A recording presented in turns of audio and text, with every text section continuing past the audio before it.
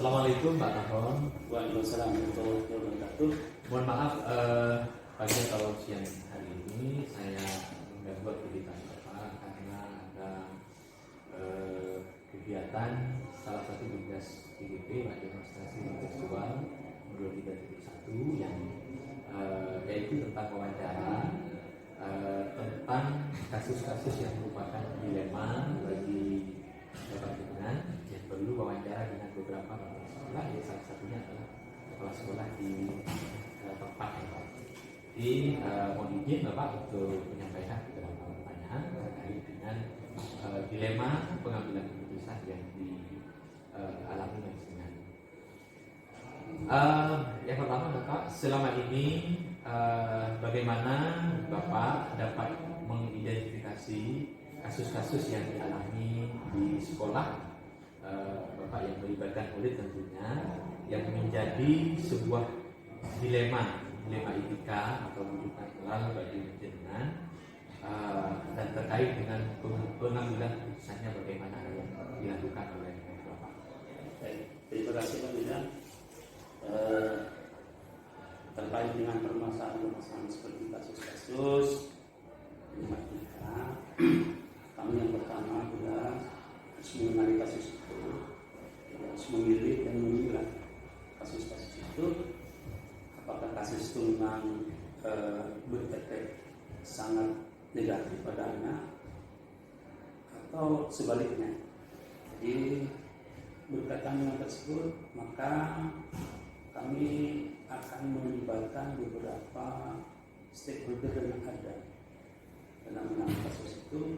Yang jelas kalau di sekolah ada guru BK, kemudian ada orang tua siswa, kemudian ada perwakilan orang tua yaitu komite. Dan manakala ada kasus-kasus tertentu yang memang membutuhkan keterlibatan dari pihak-pihak, maka kami bekerja sama dengan pihak luar juga. Contoh misalkan ada kepolisian misalkan, kemudian badan narkotika tingkat kabupaten. Nah itu pun jika memang sangat diperlukan. Dan kalangannya bagaimana? Kami yang sudah pernah kita lakukan, maka mengundang mereka pada saat ada kasus itu dan cara menangani bagaimana. Kemudian kami ambil yang sangat efektif dalam pengambilan keputusan itu, yakni masukan dari para pengambil kebijakan. Kita rangkum bersama, kemudian kami putuskan bersama. Kemudian ada hal yang merupakan tantangan bagi kami. Betul, karena memang yang kami tanya bagaimana adakah yang menjadi tantangan Bapak kita laksanakan. Jadi tantangan bagi kami manakala ada pihak-pihak yang memang intervensi terhadap kebijakan-kebijakan yang diambil di sekolah, contoh misalkan ada saja misalkan ada lembaga-lembaga sosial masyarakat yang memang mengintervensi. Nah ini yang perlu diantisipasi juga oleh pihak kami sehingga tidak ada miskomunikasi antara kami, antara keputusan yang kami lakukan dengan lembaga-lembaga sosial masyarakat yang ada. Jadi insya Allah karena kami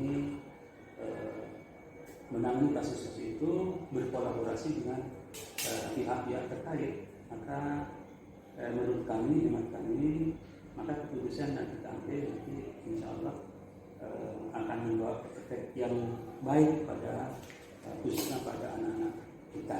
Baik, terima kasih Bapak.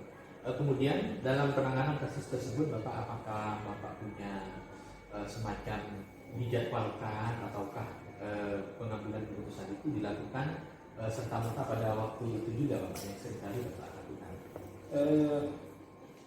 Berkaitan dengan kasus-kasus yang pernah kita tangani, bahwa menunda pekerjaan itu kan juga tidak baik.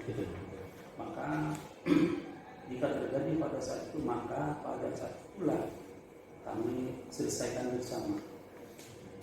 Jika tidak memungkinkan, maka paling tidak kita jadwal paling lambat itu keesokan hari.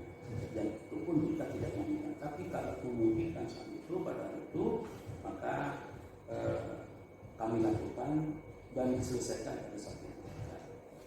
Itu yang kami lakukan dan kita jalankan setiap saat. Baik, pada saat ada sesuatu. berarti semakin cepat semakin baik Betul, koalisinya. Kemudian yang berikutnya Bapak, adakah seseorang atau mungkin faktor-faktor yang selama ini di dalam menentukan keputusan ini atau menyelesaikan permasalahan ini dapat mempermudah atau membantu dalam pengambilan.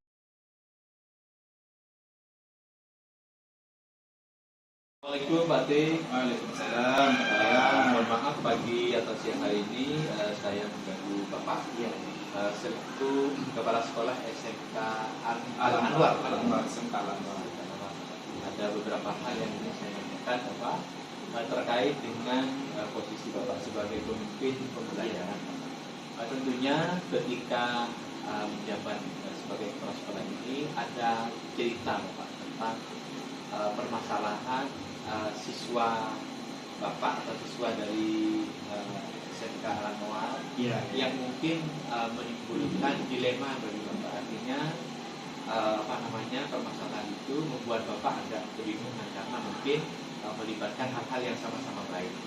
Mungkin Bapak bisa menceritakan salah satu kasus siswa Pak dan bagaimana penanganannya terkait dengan hal tersebut. Ya. Terima kasih Pak Yulian. Di SMK Al-Anwar ini ada dua sumber siswa. Ada dua siswa. Yang pertama itu siswa dari pondok, yang kedua itu siswa dari luar. Artinya siswa dari luar ini tidak mondok karena SMK kita itu ada di bawah Yayasan Pondok Pesantren.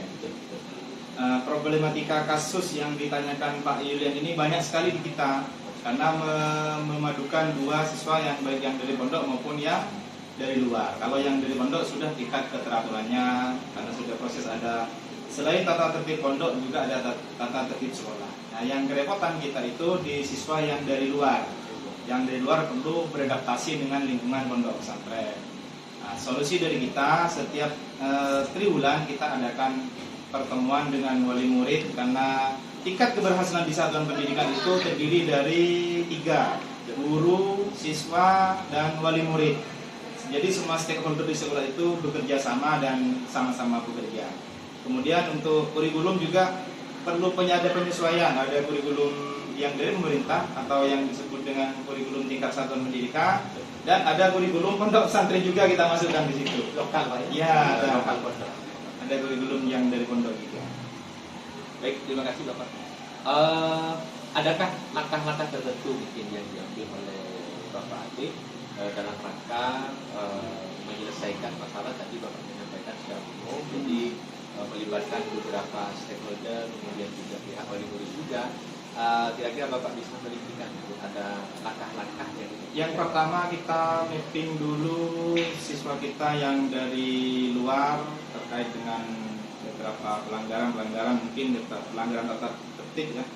Kemudian yang kedua kita melibatkan guru BP, terus juga wali kelas dan humas terjun langsung ke orang tua siswa sehingga permasalahan yang terjadi di sekolah itu tidak ditangani spesifik di sekolah, tidak melibatkan siswa dari luar. Baik, terima kasih Bapak. Apakah dalam menyelesaikan masalah Bapak Atik memerlukan atau ada jangka waktu? Ya, kita ada limit waktu. Soalnya ketika satu pelanggaran tidak diselesaikan, maka akan melakukan pelanggaran kedua. Minimal 3 hari penyelesaian. 3 hari. 3 hari penyelesaian. Baik, terima kasih Bapak. Satu lagi Pak Atik, tentu saja banyak tantangan. Kira-kira tantangan terberat Bapak ketika menangani masalah ini apa yang Bapak katakan? Tantangan terberat kita